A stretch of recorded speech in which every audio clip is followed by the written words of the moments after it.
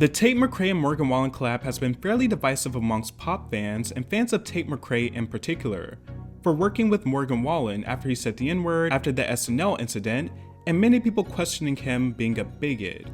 Now, I do want to say for the people that think this collaboration will ruin Tate McRae's career, you are delusional. You live in a fantasy land where a subset of Stan Twitter dictates public interest, and that's just not how it works in the real world.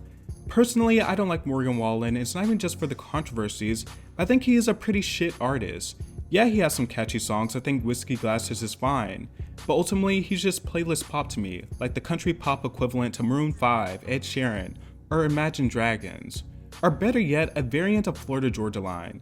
I hear a lot of Florida Georgia Line in Morgan Wallen, especially given his crossover appeal and the way he embraces a lot of hip hop sounds. Which, side note, it's so insane to me that a modern country song performed by a white man can have trap drums, 808s, literal rapping and hip hop cadences, and still be embraced as authentically country, but when a black artist goes into that space, it's always a massive conversation and some form of resistance. Ultimately, Morgan Wallen is a pop artist, even more so than some of his country pop peers. He has songs with a country instrumentation, style of songwriting, it's just little to none.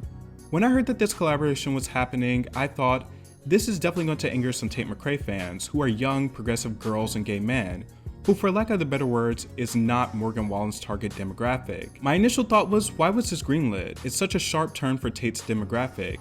And yes, it might be popular, but I think credibility is a little more worthy for a young growing pop star. It's also important to mention that there is a chance that Tate did not have a choice but to collaborate with him. Labels are very involved in these type of pairings, but there is also a chance that she wanted this opportunity. We don't really know the inner workings, but above everything else, it is a career move that could introduce her to more ears that she hasn't reached yet. My first thought was, oh, she's going for her meant to be moment. That huge collaboration with BB Rexa and Florida Georgia Line that was a pretty successful pop country crossover from one very unassuming pair that will get tons of radio play. What I Want by Morgan Wallen and Tate McRae is actually a song that I think starts off okay, but it is just mind-numbingly boring, and once again, it uses a hip-hop beat underneath it. The type you've heard in a million songs. It sounds so 2018, truly. And Tate and Morgan don't really have any chemistry on the song.